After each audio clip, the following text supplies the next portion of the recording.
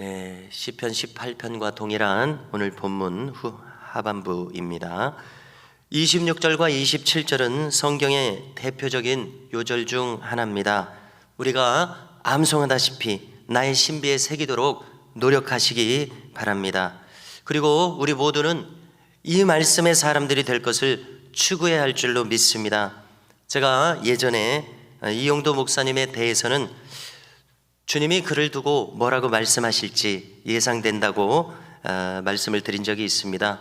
저는 그의 모든 일대기, 전집이 한 10권 정도 됩니다. 설교, 또 기도문, 편지들 다 읽었을 때 제가 느낀 결론은 이것입니다.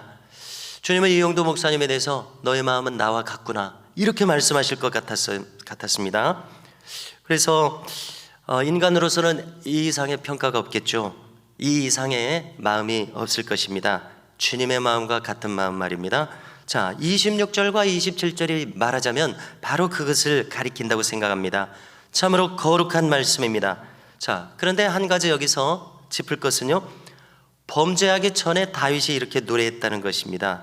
이렇게 수준 높은 진리를 알았어도 인간은 무너질 수 있다는 것입니다. 범죄할 수 있다는 사실입니다.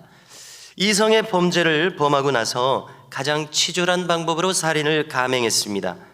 이것이 인간의 극악한 면입니다. 다윗도 그랬다면 하물며 우리이겠느냐는 겁니다. 아무튼 다윗은 최고의 영성에 도달했었습니다. 그리고 그것을 말할 수 있었습니다. 그러니까 하나님께서 너는 내 마음에 합하다고 말씀하셨을 것입니다. 자, 그러고 보니까 여기에 관련해서 또 관련한 짚고 넘어갈 것이 있는데요, 최고의 진리를 깨달았어도 내가 또 그 진리의 사람이 되기도 했느냐는 또 다른 문제임을 깨닫게 됩니다. 즉, 성경의 진수를 깨닫고 그 진리를 내가 깨달아서 알았다고 할지라도 내가 실제로 그런 사람이 됐느냐는 다른 문제라는 것이죠. 그 존재값에 내가 도달했느냐는, 그걸 말할 수 있었어도 그 존재값에 내가 도달했느냐, 그것은 다른 문제인 것을 깨닫게 됩니다. 자, 그러므로 우리가 가질 자세는 무엇입니까? 최고의 말씀, 최선의 말씀을 추구하고 깨달을 뿐만이 아니라 그 깨달음에 부합한 사람, 부합한 존재가 될 것을 우리는 추구해야 할 줄로 믿습니다. 자, 다시 한번 이 요절의 말씀을 곱씹어 보고자 합니다. 자, 26절부터인데요, 자비한 자에게는 주의 자비하심을 나타내신다고 말씀하십니다. 심은 대로 거둔다는 말씀이 떠오르는데요, 나의 존재가 나의 주변에 자비함을 나타내면 주님도 나에게 자비하심을 나타내시겠다는 뜻 아닙니까? 또 비슷하게도 완전한 자에게는 주의 완전하심을 나타내시겠다는 말씀입니다. 자, 바꿔서 하면 이해가 잘 되죠. 왜 주의 완전하심이 나에게 안 나타납니까? 내가 완전히 행치 않기 때문에 그렇다, 이런 결론을 내릴 수 있지 않습니까? 자, 왜 주님이 나에게서 멀게 느껴지는가? 내가 완전히 행하지 않기로 주님과 소통하지 않게 된다, 이런 결론이라는 것이죠. 자, 성도를 온전케 하며, 에베소서 후반절에는 성도를 온전케 한다. 누가 온전케 한다고 합니까?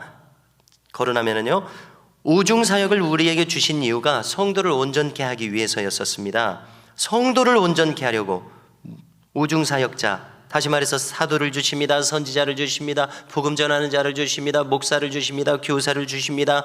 이들의 사역과 가르침을 통해서 우리를 온전하게 하는 것입니다. 성도를요. 자, 온전치 않으면 어떻게 되죠? 자, 큰일 납니다. 자, 이 온전함은 우리가 이해하기 쉽게는 방향의 온전함입니다. 거룩의 온전함이 아니라 방향의 온전함입니다. 즉, 우리가 하나님을 계속해서 바라보고 있어야지 우리의 시선을 하나님으로부터 다른 데 돌려서는 안 된다는 그런 의미에서 온전함입니다. 그렇죠? 어떻게 생각하십니까? 이런 의미에서 온전함입니다. 하나님을 보는 것을 멈춰서는 안 된다는 의미에서요. 이렇게 완전한 자에게는 주의 완전하심을 보이겠다고 말씀하십니다. 자, 완전한 자, 이미 받은 것이 많은 자죠. 그런데 성경은 받은 자에게 또 주시는 원리를 말씀하십니다. 우리가 옥토 바치기만 하면 30배만 결실할 뿐만 아니라 100배까지도 결실하게 하신다는 것이 주님의 길입니다. 쉽게 말해서 완전한 자가 되라는 것은 나의 마음을 흐트러뜨리지 않도록 하라는 것입니다. 자, 구체적으로 우리가 일상을 살면서요, 드라마를 볼 수 있죠. 그런데 드라마를 한참 보면은 내 마음이 흐트러지는 것이 사실입니다. 초점이 흐려지는 것이 사실입니다. 그러므로 제가 이제 이 가을을 지내면서 가지게 되는 생각은요, 저를 비롯한 온 교우들이 저녁에 어떻게 경건 시간을 가져갈 것인가, 꼭 경건 시간을 유지하는 것이 필요할 텐데 어떻게 하면 가져갈 수 있을까, 저녁 경건 시간 운동을 우리가 가져야 되지 않나, 이런 생각을 또 해보게 되었었습니다. 자, 완전하신 하나님이 나에게 나타나실 비결은 무엇입니까? 내가 완전히 행하는 것입니다. 자, 최근에 성좌산 기도원에서 은혜를 받았던 김종원 목사님의 간증을 말씀드렸었습니다. 자, 그분을 입신하도록 은사로서 역사하고 도우신 분이 그 기도원의 최양자 원장이라는 분입니다. 이분은 이미 고인이 되셨습니다. 그런데 이분도 어제 김종원 용천, 평북 용천의 고령교회, 그 50년 전의 일이죠. 60년, 70년 전의 일입니다. 자, 그분과 비슷하게 배움이 없었습니다. 그러나 항상 하나님을 추구하는 일이 있었는데 그 일화를 하나 거론하려고 합니다. 자, 새벽 5시에 새벽 기도를 보통 하죠. 그런데 이제 교회가 한 2km 정도 떨어져 있는 것입니다. 그런데 집에서 이제 매일 일찍 나서는 거예요. 그 이유는 무엇인가 하면은 자기가 제일 먼저 교회에 도착해야겠다는 마음을 가진 거예요. 그래서 하나님께 맨 처음 안부를 여쭙는 것입니다. 인사를 하는 거예요. 그게 이제 매일의 자기의 그 사는 모습입니다. 그런데 이제 동네 한가운데에 교회가 있으니까 저쪽 건너편에서도 사람이 새벽에 올 것 아닙니까?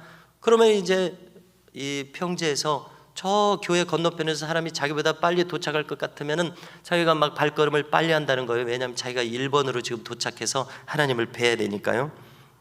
이게 한 일화인데요. 그러니까 이렇게 새벽부터 또 하루 내내 이러한 마음으로 살았다는 것입니다. 그 하나님을 향하는 마음이요. 자, 이 마음이 얼마나 참 거룩하게 느껴집니까? 이런 마음을 하루 종일 그리고 평생 가져갔다는 것입니다. 그래서 김종원 권사와 일맥상통하다는 부분이 어떤 부분이라고 제가 생각했냐면요, 항상 그 마음을 천국에 두는 것입니다. 여기 자기를 거슬리게 하는 사람도 있습니다. 폭력적인 남편도 있습니다.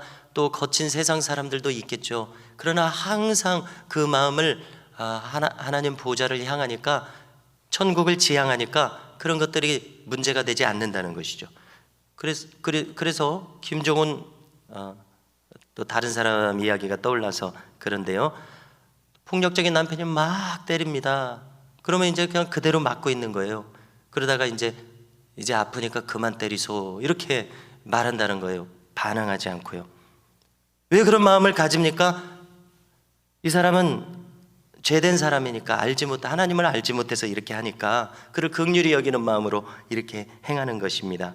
이런 분들의 마음이 항상 주님 보좌 앞에 가 있으니까 이 지상의 삶이, 배움이 길고 짧은 것은 문제가 되지 않습니다. 이 지상의 삶이 거룩합니다. 그러니까 그분들을 통해서 병이 많이 낫는 일들이 보고됩니다.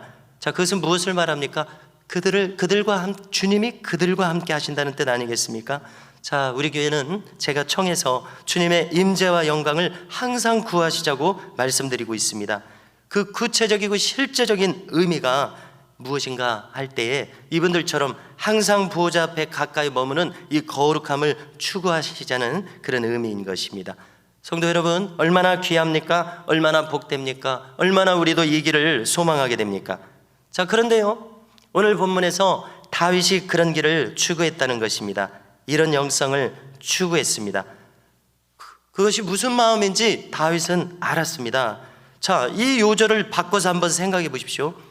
주님께서 자비를 보이시지 않을 자는 누굽니까? 보이실 수 없는 자는 누굽니까?